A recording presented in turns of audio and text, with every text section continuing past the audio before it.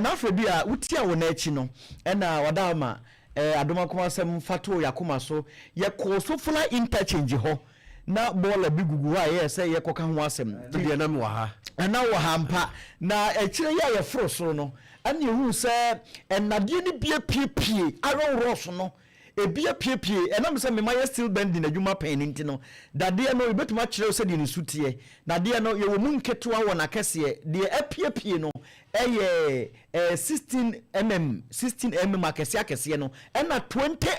mm eno no mode chichire ensamso no a eye bridge no a enipa befa so na ramp no ene dade mienu no a efa we fa no ekwan dantara na efe no ramp no ye mamamfo hu se omno Facebook sisa ombehu de eka ho asa na ye foro soro ho no na ye ansa na ye be foro soro na tese bibia de bongran ana ye cameraman no nam se asa ka bia ahwe nam se da bi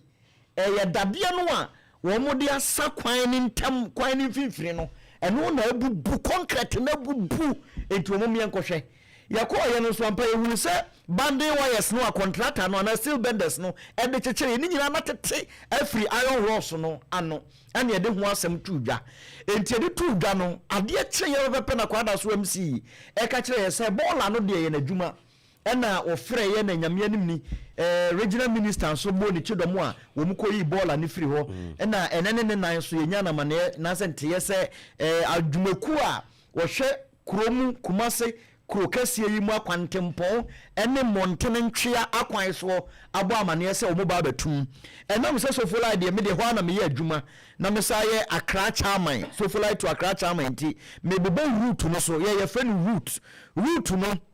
aye Kekos manson kwanta oboase the kwai route etimuntie ne ye nuanom a mu free Sofoline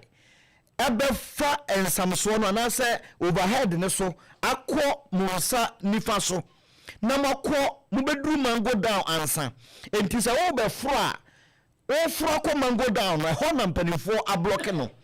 enye interchange ni nyina na wo mu tum ba bia ye ka wa asem a amane ene asem wo no eye wo fro overhead no foforo no a utwa kof no track mu fo so da no na utwa kof no akotiesi so akọ mango down eho ene wo hawi wo enti ye route a mu a mofa kwa yi so ekọ mango down alignment patase every say baby a me bobo nyina no mu ba foro ansa na mako mango down alignment patase police depot Santasi Roundabout Star Junction Owas Santasi ebio uduru Santasi a wo mo ko apre no efa wo mo sanifa so apre junction na o mako apre himan da ko o mutumi famu a kosi bebu na o mo to aso no akọ ampa me wo so a o muduru bebu o mpese o muda o mani ko o sanifa so no ebekọ ye nuanom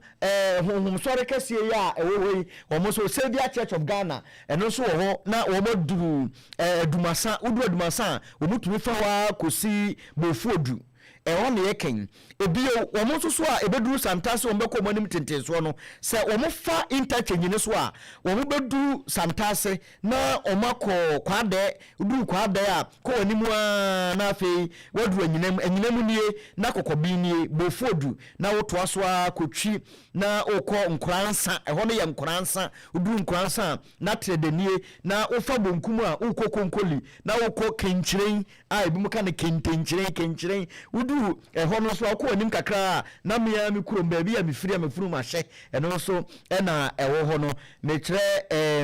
mia mi kurom twene ase a ene ye fra ho ni aduampon eno so wo fa so a utumi kọ sahwi na afei wasi samfi enti mu a mo fa sa route no so no ane ye sen interchange no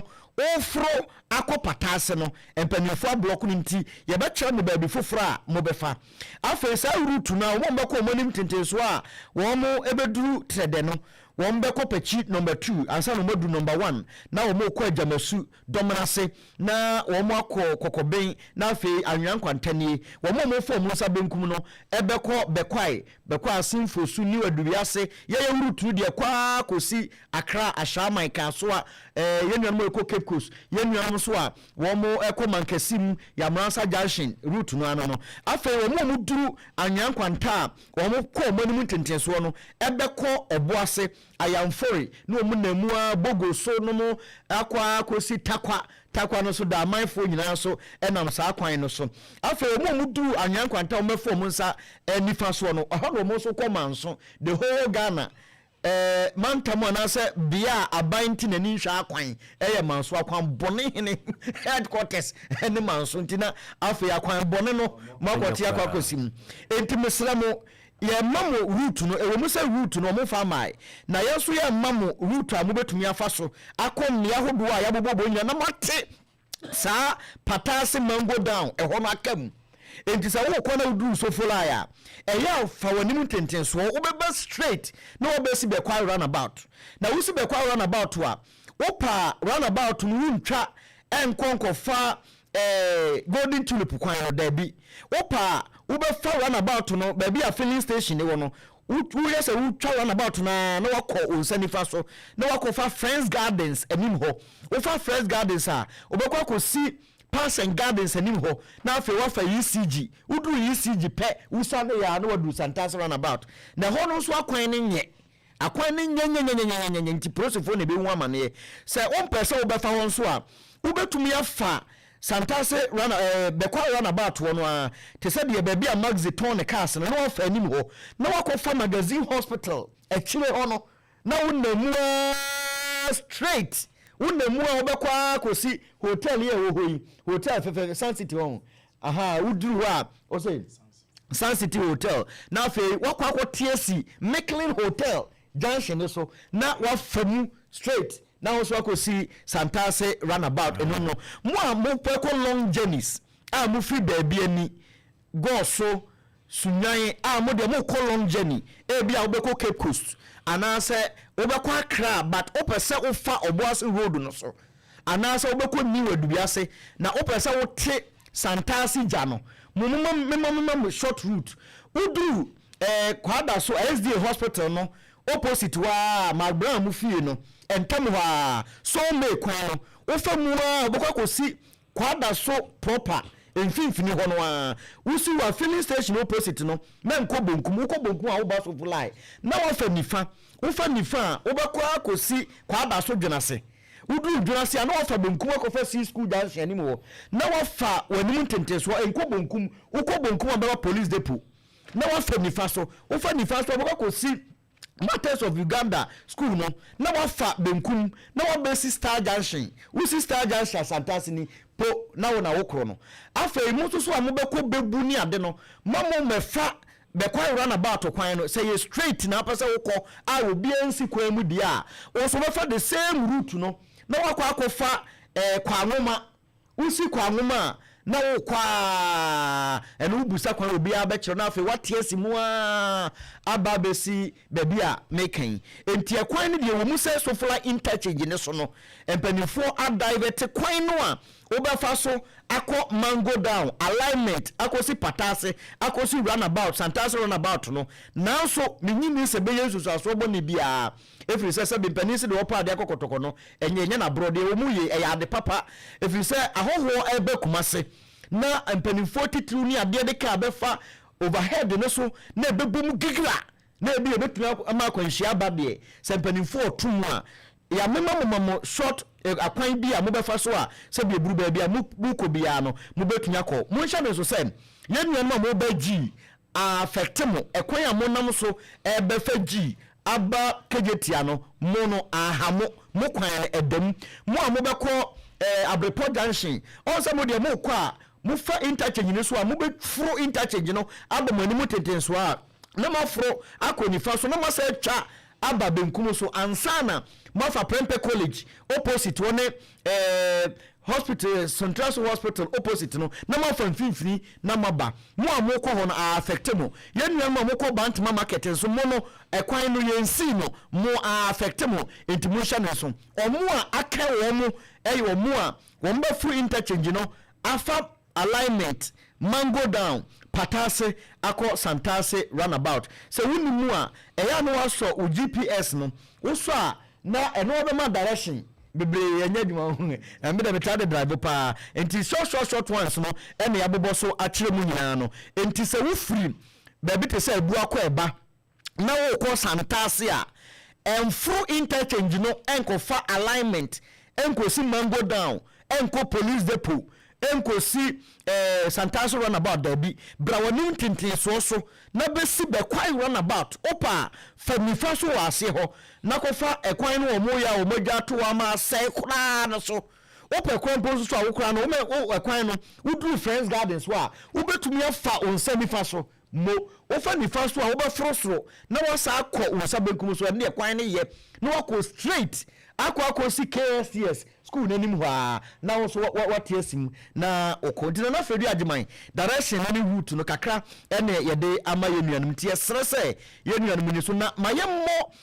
adwumaku a ehwe Kumasi Kuropon mu akwantempon eso Oban Rose yemo mabaso moya de mode ositie ayoyo na minim sa kwada so area ho no panifo no ye kan asamo a wo mutie ne ntam ye ne ntam ohare so MC kwada so MC Erikesibe yetu anamo interchange ye kan ya pe ade che ya ena ofre ya okodi dwuma ho ena Urban Rose so ye kan ya omo so ye ne ye sre prosifo se mundalete traffic ne maye ena mo se ye boabo ya huahura na hima dot ye ni mu ena afei wo ma close no ebenya effect ana ebekwa akosi na hima dot ye ni ebi se hima dot ye ni 14th eni ebewie 18th enti sa 18th no 14th to 18 ni na no ma block sa route ni ntino ebe makas dodo na ebe bodompem ewo bekwai runabout enti enuanum police for MTTD commander Ashanti region ma wo mema no enko gina ho ndare traffic ne maye anya sa ebeche afa ye wo bomu kwan kitinkiti bi ededa emontene ntwea ni mu street bi ni ade bebre bomu tables ene containers abeba ho no ka mu piapia ni nyina akwa kire na nka ne dam na cars no a ebetumi awurawura mfikyire akọkọ no wo mu ntumi nko se de be ya ne nyina bekoso ye nti ye ma ye nuanom adhyenkafo ate ye sisu bio se efiri nne ekosi September boso ewemu ne da etoso dunkro empanifo ablock Sofoline ekwan a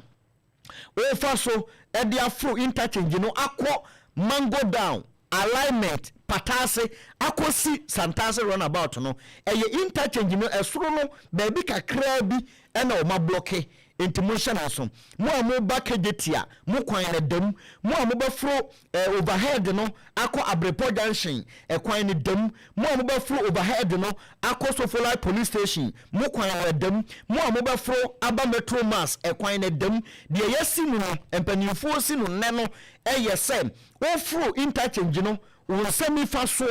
pepepe na wako mango down patase ene Santasi roundabout anase ubeko police depot no enti madaroma monhya ne nso emaye yesire nyamepa ema akyea me yewura yesire nyamepa ma no yesire nyamepa ma asanteman woni a edo asante na okase asantinti ye beya asanti ye na nanom de wokra na kodi asanteman ye de ya mamre me ya man ye beso na nanom mamre mu na sebebu ya hoahoa nananom fese nananom sombo yenuanom a egidi se asante tumi so na wo hwa asante ya asante so behwe wo no onyame ma woni fie ne nkwamen na awurade mani nsi wo yie de ka ne nko na asante adam ne abutu nananom ko adwaba a wo mo fo mo poma na na wiawa kete na mrante ne maba wo nkotwu soloku e wo na yiyase yesre nyamepa e ma akyea me ne nananom nyina